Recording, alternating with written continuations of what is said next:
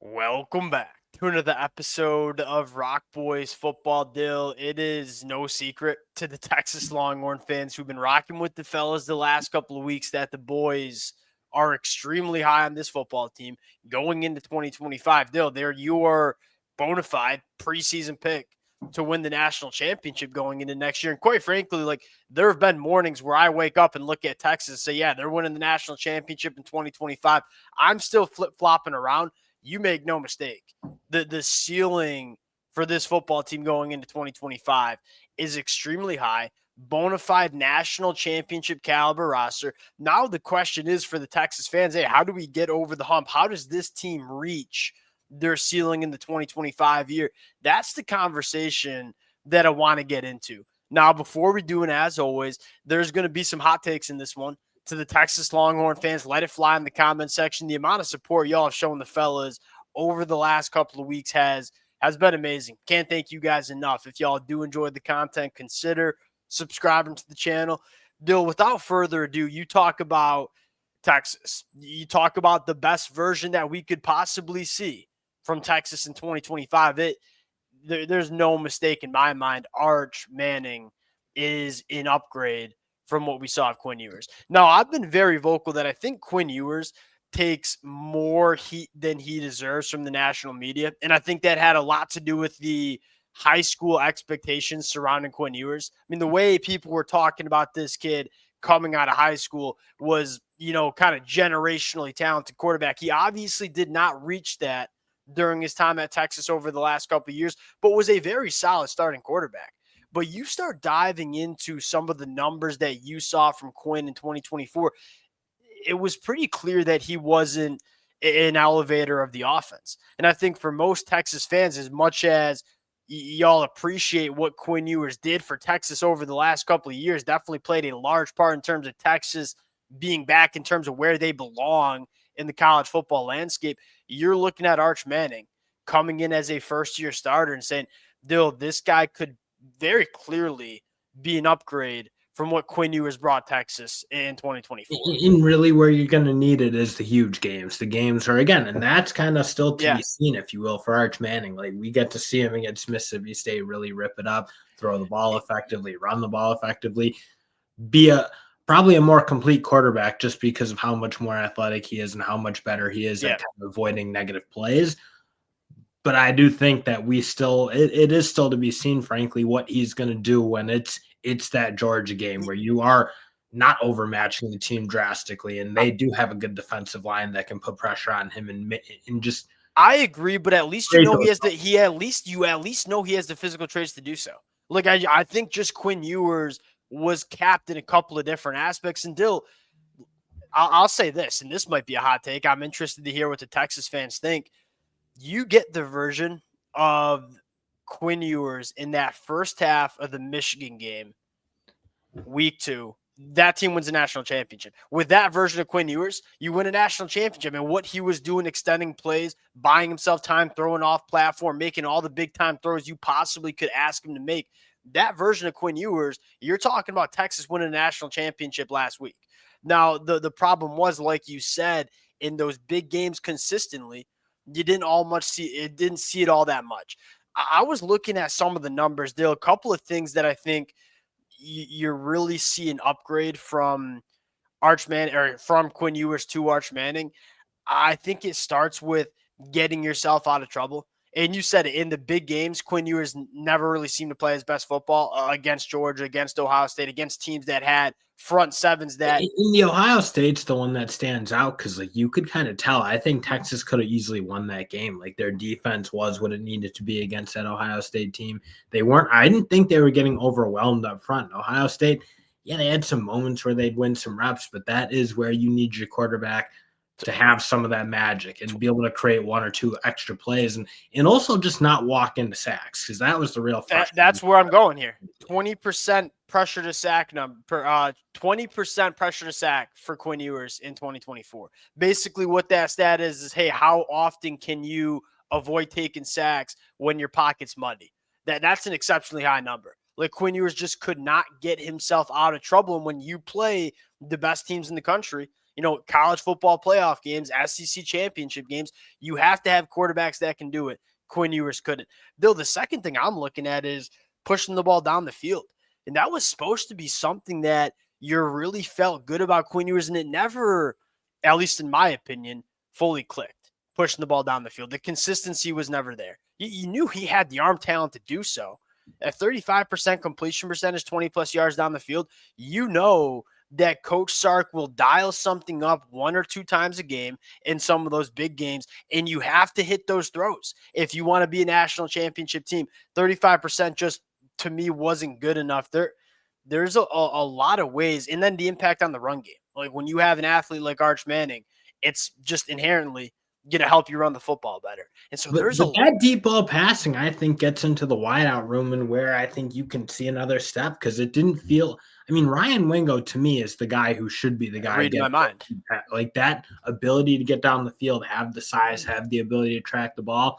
Aside from him, like Golden played really well for Texas. I'm not trying to like criticize what he was doing and what his role was. He was really, really effective, but not really a vertical threat. Isaiah Bond just didn't have a good season for Texas. Whatever had to click, that didn't click. It just didn't work out there. It didn't feel like.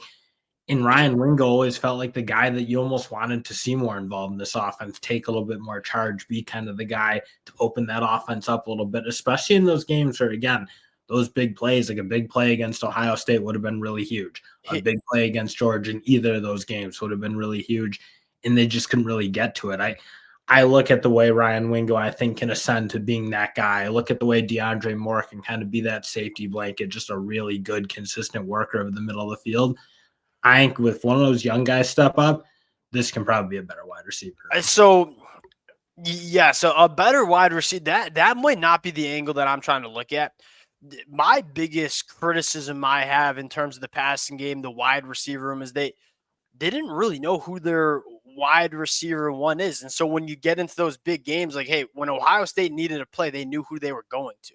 You look at a lot of past national championship caliber teams, when they needed a big play in the passing attack, they knew who to go to.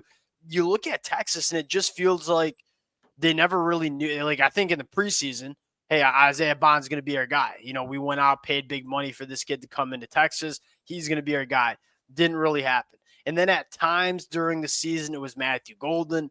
It was DeAndre Moore. Sometimes it was Ryan Wingo. But consistently, I don't know if they had that true wide receiver one. And so that's where I'm going with it. I think as a whole, this Texas wide receiver room is just fine. We might see Matthew Golden be drafted in the first round. DeAndre Moore was very good. Ryan Wingo was a very good true freshman. But not having that bona fide wide receiver one that you're going to go to in the big downs, in the big games consistently, I think is a trait that every national championship caliber team has. Now, who can that be for Texas in 2025? You make no mistake about it to me. It's Ryan Wingo. I mean, 6'2", 210, 10.5 in the 100-meter dash coming out of high school. Then you sprinkle in Jamie French. You sprinkle in Khalil Lockett. You sprinkle in a guy like Michael Terry, who I believe is working with the wide receivers right now, just because you're probably going to give him some time before he maybe makes the transition to tight end. There's legitimate difference makers. But if Ryan Wingo can be that true wide receiver one, and you have a guy in the big moments, in the big games that can go win you football games, that to me seemed like what Texas was missing at times in the 2024 year. Yeah, and also having it identified a little bit earlier, because I think you're right. It is hard to kind of like, it did feel like Matthew Golden kind of became that guy, but for the first half of the year, he clearly wasn't that. So it's like, again, having it be pretty obvious. And I do kind of agree. I think Ryan Wingo, that's unique talent. You list off his athletic stats, but that translates to the field. Like when I'm watching him, I'm like, oh, yeah, he's moving a little bit different at that side. If Ryan Wingo got the involvement that Ryan Williams and I'm not trying to disrespect Jeremiah Smith. I think Jeremiah Smith's probably going to be the best wide receiver we see play the sport of football at the end of his career, both in college and in the NFL. I think that's how special he is. Look, Ryan Wingo ain't that far behind. Ryan Wingo can be a top 10 NFL draft pick, can be one of the best wide receivers in the country. Use him like that going into his second year. And this is just the last question that you have with Texas. Tackles, like, can you replace him and kind of not skip a beat? Look, Cam Williams, as talented as he is, and probably going to be a first-round NFL draft pick because he's a tackle you build in the laboratory, wasn't super consistent at right tackle. Calvin Bank was just awesome for the last 3 years. My question here, and I'm kind of interested to hear your take and the Texas fans' takes. My question is not replacing them. Like Trevor Goosby came in and was damn solid for Texas, both at left and right tackle. We know what Brandon Baker can be. I feel like you can replace those tackles and maybe not have the drop off that the national media is going to expect. Like I can already see the future, Dill. Like we're talking about this team in the summer, and everybody's going to talk about replacing Cam Williams and Kelvin Banks. Brandon Baker and a guy like Goosby, I think, can do it. My question a little bit more is, what does the depth on the offensive line look like as a whole? See, my thinking is that's what people who like haven't been paying attention to what Texas has been doing. That's what they're gonna think. I think you're right. That's gonna be the headline is, oh, look at these offensive linemen. Yeah, How are they gonna replace them? It's like, well, you're starting to see Texas kind of get into form in terms that of what pipeline. I think Texas wants to be, where they Yep. don't lose good players to the transfer portal. They're developing it at an incredibly high Yeah, level on Coach the Flood, offensive line. dog. So again, yeah, if you're a good team, you're going to lose players to the NFL. That's part of the game. I look at like the teams that are going to build something sustainable, and I do think Sark's kind of getting this Texas team. I think you see what they're paying him, you see what they're paying his staff members. Like I think the AD at Texas knows what he's got, and he knows that he's got a coach now who has put together a program that they're going to be really competitive year in and year out. They're not going to be like an Ole Miss where they'll take your shot once in a while and then they'll probably fade Yeah, back. and like the definitely not that. 100% not that. Totally agree with that. My question, and this is why I don't really have the depth chart fully filled out on the offensive line, is what does that depth emerge to look like in spring practice? One of the things that made Texas special is when you had an injury to your All-American tackle in Calvin Banks, it almost was a seamless transition. Yeah, we're just going to slide in Gooseby, and you didn't really notice it that much. Same thing on the right side as well. Can you have that in 2025 as well? That's what I'm going to be looking at. But I'm with you. I've seen no reason to think that can't be the case for Texas. Going over to the defensive side of the football, biggest storyline for me. What is it? And look, many of y'all who've been rocking with the fellas for a while know that I don't get up on tables and bang tables for a true freshman to play along the line of scrimmage early. If you're talking to me about, all right, what does the ceiling of Texas look like in 2025, Justice Terry is a freshman All-American. And look, this kid's a special cat. I mean, you don't see many 17, 18-year-old kids look the way Justice Terry looks coming out of high school. There's a very good chance he can be that. Now, why am I focusing on Justice Terry is, one, from a depth standpoint. I think you did a really nice job grabbing guys like Cole Brevard and Travis Shaw to come in and be guys that can give you 400 snaps in this season on the inside. The bigger question for me is the depth on the inside of the defensive line. Can you rotate those big bodies pretty consistently throughout 4 games, 12 plus game or 4 quarters, 12 plus games of a season? Justice Terry, to me, when I'm looking at it, has to play a factor in this Texas defensive line going into 2025. Yeah, honestly, for me, like guys like him, January, like I'm looking at where they're going to get their like Studs. dominant, like Yeah, they're replacing of agreed. an Alfred Collins, like the guys who have been the past couple of years just really disruptive, Yep. really productive. Like again, Cole Brevard and Travis Shaw look like they are kind of what they are, and that's not like a criticism of them, but they're not going to be first round draft picks. They're probably Yeah. not going to be day 2 draft picks. They're going to give you good, solid reps for sure, especially Cole Brevard. I mean, he's just been kind of plugging away for years now, it feels like, and playing really good ball. Travis Shaw is like a bit more of an interesting one where there's Yeah. probably a bit of a ceiling that they can get to if Texas can draw it out of them. But I look at Alex January and Justice Terry as I'd like to see one of those guys or even one of the other freshmen. It's hard to tell with Texas because, again, we didn't get to see a ton of them, but like there's a lot of talent in that room. Who's going to step up and be the Alfred Collins or that type of Yeah. player? Because that's probably what they need more than just pure depth. Because I Can do think Justice satisfied. Terry be that guy as a freshman?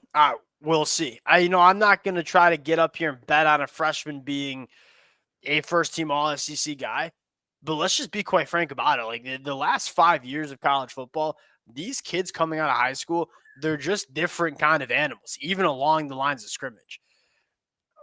And like we said last year for Texas, It's gonna like I feel like you go back to the 2023 year when you had guys like Sweat and Murphy. The strength of Texas was on the inside of the defensive line. I don't think it's going to be a problem for Texas. I think the question is how good can it be? But that edge room is going to be freaking awesome. Like Trey Yeah. Moore, Colin Simmons, Ethan Burke, Colton Bassick. I'm a huge fan of. Potentially Lance Jackson, heavy-handed dude. That's going to be a really good unit. Last thing that I have, and you got to give a tip of the cap to this Texas coaching staff. That I don't know if there was a better year-to-year improvement from a position group than what we saw with these Texas defensive backs. It was a problem, probably prevented them from winning a national championship in 2023. You fast forward to the 2024 years, one of the best units in the country. Now you lose Andrew Makuba, you lose Jade Bear, and by far the two best players in that group last year. You've recruited this position so well. I don't think it's crazy to talk about this secondary not really skipping a beat going into 2025. But if Texas reaches their ceiling, that's what's going to have to happen for Texas. And you still get back a really experienced room. I mean, you see how much Jelani McDonald started to play towards the end of the He's year. good. Obviously, Michael Taft's just been a guy who's really emerged into a real like an NFL player. I think there were parts of times earlier in his career where it was like, okay, he's really solid. He's where he's supposed to be. He doesn't really make mistakes, but does he have the upside? Last year, I think, kind of answered a lot of those doubts, if you will. I mean, he was, I thought, dominant. I thought he was athletic. He looked the part. And then you look at the cornerback room, aside from obviously Kobe Black, like Malik Muhammad's played a fair amount. Jalen Gilbo at the nickel played a ton, obviously, last year. So it's a really experienced room. It's a really talented room. I don't see why this room should take as much. It is for the national media that probably doesn't follow the recruiting trail all that closely. And so you look on paper and say, all right, replacing Jade Bear and replacing Andrew Makuba. Like Kobe Black, Wardell Mack, true freshman Cade Phillips, these guys, true freshman Jonah Williams, who is one of the more talented safeties I've seen come out of high school. How much do these kids play in 2025? That's probably the question, but the talent is there. There's simply no question about it.